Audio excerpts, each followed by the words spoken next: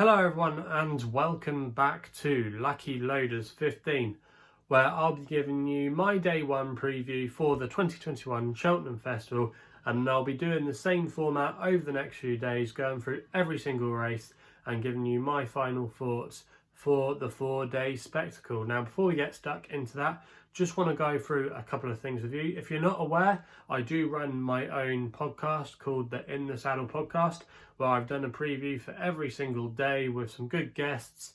For day one, we actually had Aidan Coleman come on, talk about some of his rides, and of course he's got Epatont in the big race tomorrow. So if you want to listen to it, there'll be links to it in the description box below. We've got all the major podcast platforms covered, including the likes of Spotify, Apple, Soundcloud. So whichever one takes your fancy, just make sure you hit one of the links in the description box below. Also as well, some of you might be asking, how am I going to be calculating this for my profit and loss? Well, we'll still be doing the nap, the next best, the long shot, and then all the other tips will count in the extra column. So business as usual, really. I've done the same thing before when we had like Royal Ascot, for example, last year. So yeah, that's how we'll be calculating all the results this week. So yeah, let's get straight into it then. Obviously, a bit of an earlier start than normal. We normally start each year the Supreme at 1:30, but yeah, it's been moved 10 minutes earlier. Not quite sure why that is, but yeah, we're going to be starting tomorrow with the first race at Cheltenham in the 120, the Supreme Novices Hurdle, Grade 1, and to be honest, this does look a really weak renewal this year. Only 8 runners, and I can't remember the last time we had an 8-runner Supreme. I know one or two people have said, well, it's really disappointing, you know, where are all the horses? But to be honest, I don't think the 2-mile division has had really any depth this year. I think it's been a really poor division, and to be honest with you, I don't think there are any horses that are really that shouldn't be taking their chance here. I don't think there's any big guns really that you're thinking, why aren't they not running here? You know, I think this is the best of what we've got really on this side of the RSC, and also as well over the other side from Ireland. Like I said, I think this is a really weak division this year. Now I know, appreciate it, a lot of people will want to be getting stuck into him, you know, as their banker, or to at least try and get off to a good start by backing him. For me, he's far too short. He's around about 11 to 10 was the last price I saw. He's been well backed this afternoon, but I'm going to take him on because I just think he might get undone. Now, favourites don't have a good record in this race in recent years.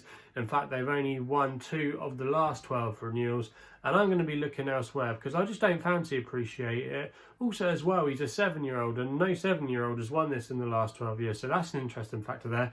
But away from those stats, just his kind of profile and the way that he's been performing in some of his races, I just get the suggestion that he might just be found out at Cheltenham, and I just don't think maybe it's his course. But what do you take him on with? I know a lot of people have been coming up with the likes of Ballyadam. They think he might be able to overturn the form.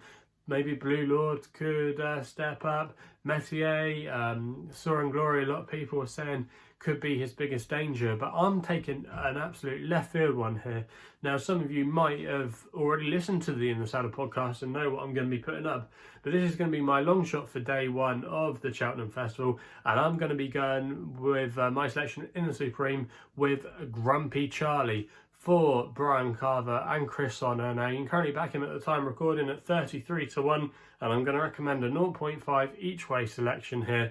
Now, this horse, Grumpy Charley's won his last 3 starts at Chepstow, and he doesn't really capture the imagination, you know, to be a Grade 1 horse.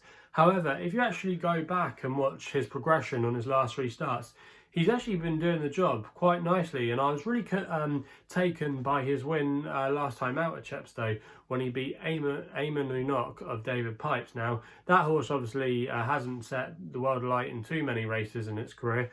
However, he did win on his previous start to that. He won quite easily at Sandown and is around about a mid-120s horse. But our selection, Grumpy Charley, had to give him nearly 1.5 stone in weight that day. And he did really make it a test over the trip. And in the end, in the closing stages, Grumpy Charley did really asserted himself really well to pull away in the end, was quite a comfortable winner, and it was actually a really good time on the card that day. It was actually the quickest time out of all the races run on the 2 mile circuit. And actually, if you go back through some of his other times at Chepstow, they're actually good times, and he definitely finds a lot under pressure. He might be a horse that might be niggled along at key points in the race tomorrow, but I think he'll be staying up that hill really strongly. And I think if they do make it a bit of a stamina test and it's a bit more about staying and getting home, I think he's got a great chance of being placed. I really do. And also as well, I think this race could be run at a slow tempo, and I think Appreciate It or Irascible will be the likely pace angles. Like I said, a lot of these horses, if you actually look at them, they like to be held up. You've got the likes of Blue Lord, he could be keen early. I would like to see him, or you like to think he'll be dropped in. You have the likes of Soaring Glory that might be dropped in. There's a couple of others in here. Metier, I think, would probably like to be dropped in as well. So there's quite a few hold-up horses. Grumpy Charlie's quite versatile. He can even make the run in, but I expect him to maybe just track the leaders, you know. And I think he's got a great chance of really outrunning his odds. I know it's a complete flyer, but I just don't fancy Appreciate It. And you obviously got to think, what do you take him on with? But I think Grumpy Charlie could just be a fun bet to get things off for us tomorrow. And I wouldn't be at all surprised if he made the first three. And I think at 33 to 1, the market really does disrespect his chances. He's actually got the same rating as Soaring Glory of 143. So that's definitely an interesting angle there. And we know he's done it because he's been given plenty of weight away in novice hurdles, and that's no easy feat. So yeah, I think Grumpy Charlie tomorrow is a really left field selection, but I think you could do a lot worse than him, and I think he's going to go very close tomorrow to at least make it in the frame. So yeah, I think Grumpy Charlie will definitely outrun his odds tomorrow, and that's why he's going to be my pick for the Supreme Novices Hurdle. We then move on to the Arkle, and I won't keep you too long on this race. Now obviously Shiskin is going to take all the beating. I think he's ran about a 1 to 2 shot last time I looked, and I think he'll take all the beating and he will win the race for Nico de Boinville and Nicky Henderson. But my tip here is going to be in the without Shiskin markets, and I think I found one here at a little bit good value, and I'm going to recommend tomorrow as an extra tip Franco de Port in the without Shiskin markets. You can currently get him best price I saw out there was with Bet365, who offer him 3 to 1, and I thought that's quite a generous price really. And I'm going to recommend a 1 point win bet on him.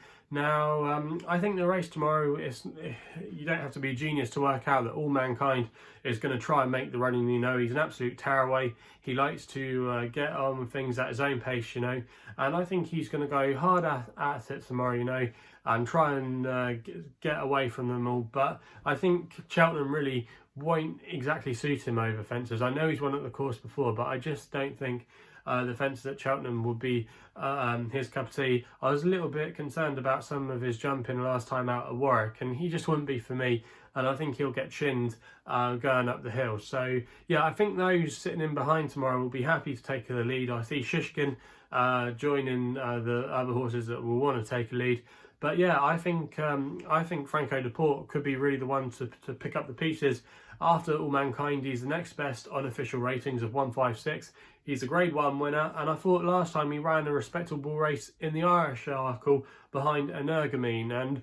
And if you go back and watch the race, Franco de Port, he did just make one mistake, but it wasn't a bad mistake. He just pecked on landing, but he's a good solid jumper. But if he hadn't made that mistake, he would have finished a lot closer to Energumene. He wouldn't have won, but he might have made Energumene think about it a little bit more, and he might have got Paul Townend just to niggle him along a little bit, just to extend himself.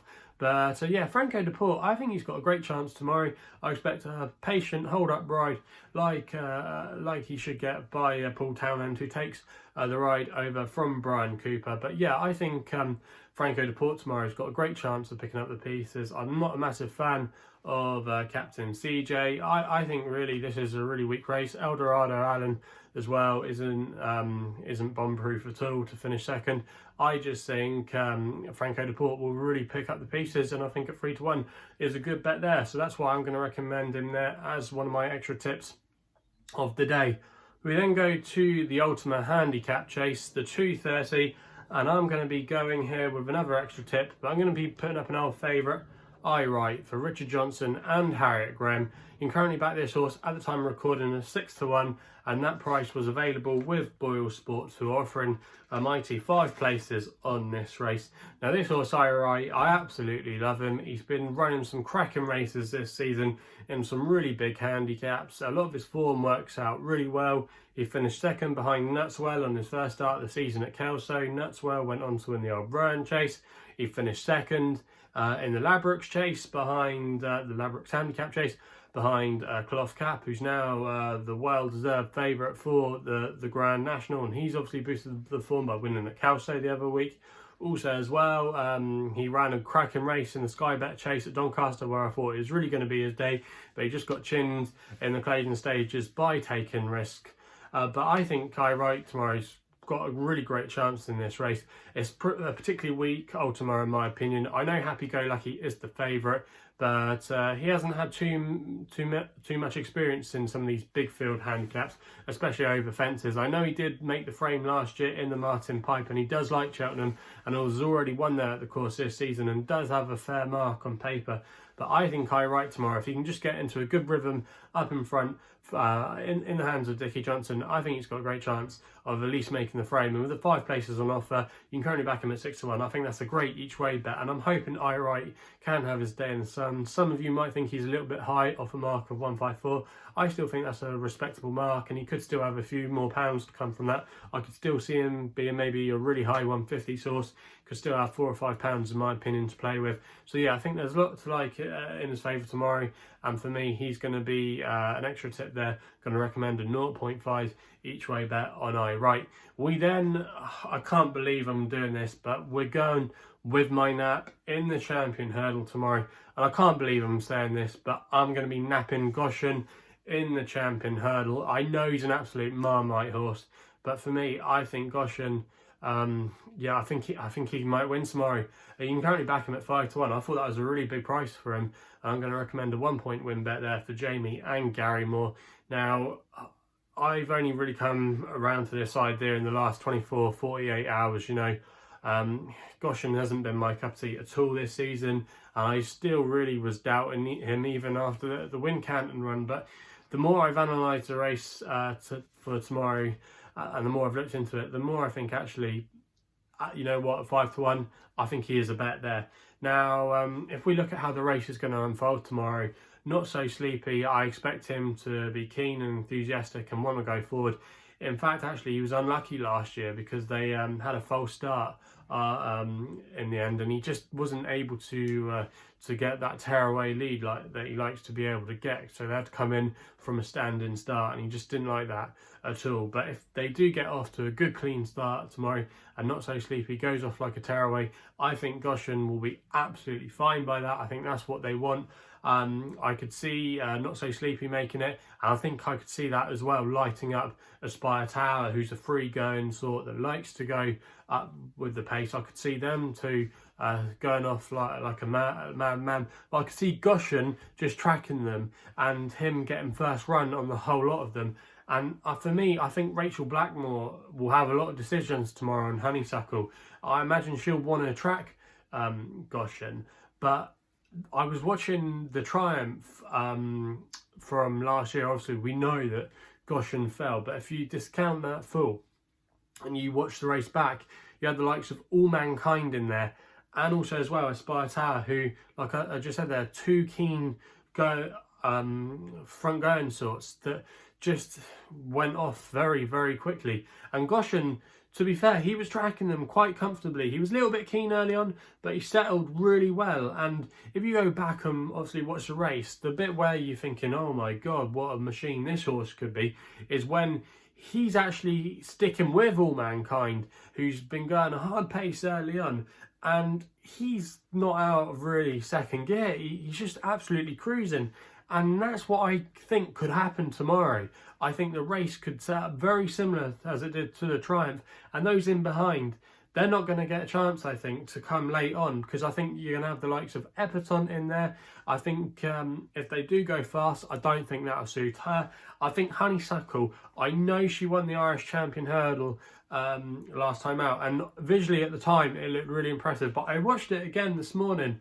And yes, it was impressive, but I wasn't totally convinced with it. I think the race really did fall apart, and it was a really weak renewal, in my opinion, of the Irish champion hurdle. I don't think there was any superstars in there whatsoever, apart from Honeysuckle. But yeah, for me, I think Honeysuckle might just get unstuck around here against some more speedier types. But that's just my opinion. Obviously, if you want to back Honeysuckle, feel free to, you know, I'm not going to put you off her. But for me, I think she's a little bit too short now. I know Goshen will have to give the £7 away, and 5-year-olds don't have a particularly good record in this race. But Espoir d'Erlen was a 5-year-old when he won it a couple of years ago for Gavin Cromwell, so it can be done.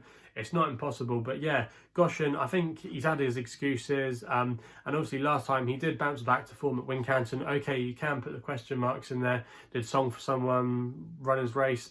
Who knows? Navajo Pass, well beaten, obviously, but yeah, I think Goshen tomorrow, he really was back to his best. And from doing my work at Sky Sports Racing, I know on the quiet, Hayley Moore's been absolutely buzzing about this horse. You know, they haven't wanted to get it out there too much about how excited they are, but they think they've got him back to where they had him last season, you know, when he was shown what powers he had and how classy he was. I think Goshen tomorrow, I think he could win the race, and I think at 5-1, I think that's a fair bet there. But he could equally blow out, but I think they've got him in the right place, and I think tactically he could really set up for him. Obviously, a lot of people can have their own opinions about the Triumph Hurdle. A lot of people are either going to say, no, Goshen, can't trust him, no chance. Or there are going to be some people like me that are thinking, yeah, tomorrow he's actually got a chance. And there's going to be other people as well that absolutely love him and think he's an absolute certainty. I've come around to the idea that he could win tomorrow, but I think at 5-1, I think he is a bet there. And I am going to put him up as my nap because I do think he represents value, and I think he can win. I think it will play out tactically to his strengths tomorrow. So that's why I'm going to be napping Goshen in the 305, the champion hurdle, the feature race on day one. We then move to the mares, and this is where my next best is going to be coming from. Now, originally, I wanted Roksana to go for the stairs hurdle because ultimately I do think she is a proper free miler, but I really respect what the Skeltons have done, and I think she's got a cracking chance actually in this race tomorrow. To be honest with you. Now, she is going to be dropping back in trip to 2.5 miles, but that shouldn't be too much of a concern. Like I said, I do think she is better over 3 miles, but I think she still can be effective over 2.5 miles. She actually won this race, you might remember, a couple of years ago when we had Benny, who looked like she was going to absolutely tank up, but then fell at the last. I was actually on Roksana that day, so I was one of the more happier people, let's say, who was on a big double-figure price. But yeah, couldn't believe we got out of jail with that one that day. But yeah, Roksana, I think she's in the form of her life at the moment. She's been in great form. She beat Next Destination at Wetherby on her seasonal reappearance. She finished third behind Paisley Park and Time Hill, which I think is the strongest form line in the race. And then she was an impressive winner last time out in a Grade 2 mares hurdle at Ascot. You know, I think she's got lots to like about her. You can currently back her at 3-1, which I do think is a really big price. I'm going to recommend a 1-point win bet on her. I know Concertista, a lot of people will be going, yeah, Willie Mullins does well in mares races, banker, yeah, put back in her. I can see why you want to back her if you do fancy her, but for me, I think she's far too short. And I'm not sure beating Manila Melody at Leopardstown last time, despite how impressive it was, is that good form. And for me, I'm more with Roksana here, who I think brings some of the best recent form to the table, and we'll know she'll be doing her best work later on. So for me, Roksana is my next best in the mares hurdle at Cheltenham. We then go to the big handicap of the day in the Fred Winter, now known as the Boodles. And yeah, my selection here is going to be Druids Altar for Hugh Morgan, claiming 5, and he's riding for Joseph O'Brien. Now, you can currently back this horse at the time of recording at 20-1, and that's available with SkyBet, who are offering 6 places on the race. Now, this horse, Druids Altar, has actually got quite an interesting statistic. His last win at Naas has provided the last 2 winners of the Fred Winter with Aramax, and also as well Band of Outlaws for Joseph O'Brien a couple of years ago. But that's not just why I like Druids Altar. I was actually really impressed by Druids Altar's win last time at Naas. where he beat Zofinian on his last start, who's actually a shorter price than him in the betting, and Zofinian has actually gone on to win his next start. So that looked like not a bad form line. He does have a rating, Druids Ultra, of 135, but he's going to get that cancelled out tomorrow with the £5 claim of Hugh Morgan, and he's going to be handy tomorrow. I could see him being up there the pace, and I think that style of running will really suit him tomorrow. Now, I think to be honest, I think the market has disrespected him. I know loads of people have been plunging on Hugh Gree and St Sam, who have some good form claims, but I really like the chances of Druids Ultra. He's got good form behind Tiapu as well, of Henry de Bromhead, I think it is, or now maybe Denise Foster. I can't remember the trainer of that horse off the top of my head, but in the Rucor colours. But so yeah, Druids Ultra, I think it's got a good chance in this race, off a mark of 135. The form looks fairly solid. And yeah, I think it's really good that they're giving Hugh Morgan the ride here as well. It's a wide open race, but for me, Druids Ultra gets my nod, and I'm going to recommend a 0.5 each way selection there, the 20 to 1, 6 places with SkyBet. We then end with the National Hunt Chase. This is going to be another extra tip. We're going with Escaria 10 here for Adrian Heskin, and now in the training name of Denise Sneezy Foster in the McNeil family colours. Now, you can currently back this horse at 5 to 1 with Bet Victor, who offer him 4 places. I'm going to recommend a 0.5 each way selection here, because I do think this horse has got a really good chance tomorrow. Has taken to fences really well, ran over 2.5 miles on Chase debut behind Monkfish, and obviously we've seen that form to be a good effect. That arguably was over too short a trip for Escaria 10, and subsequently has proven that by going on to win and stepping up in trip. He won at Thales on his penultimate start, and then he finished second in a Grade 3 last time out behind Eclat de Rire for Rachel Blackmore and Henry de Bromhead. That looked like quite a smart race on paper. I know he was getting likes from Pencil full of lead that day. He'd shown some good form over fences.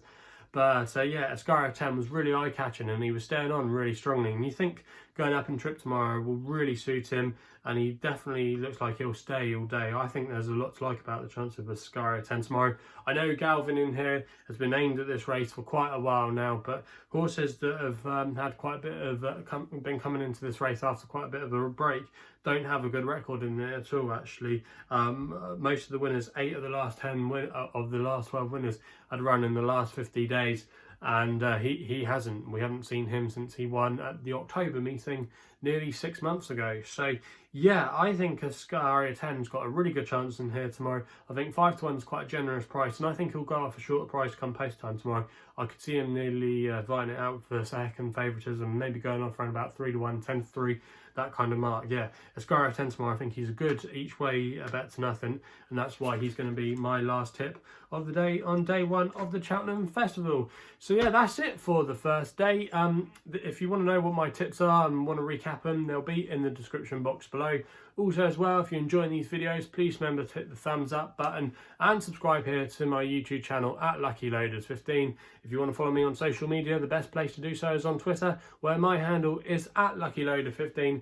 And if you want to find out a little bit more about myself, my website address is www.chrisloaderracing.co.uk. So please gamble responsibly. Hopefully we can have some winners tomorrow, and we'll be seeing you soon.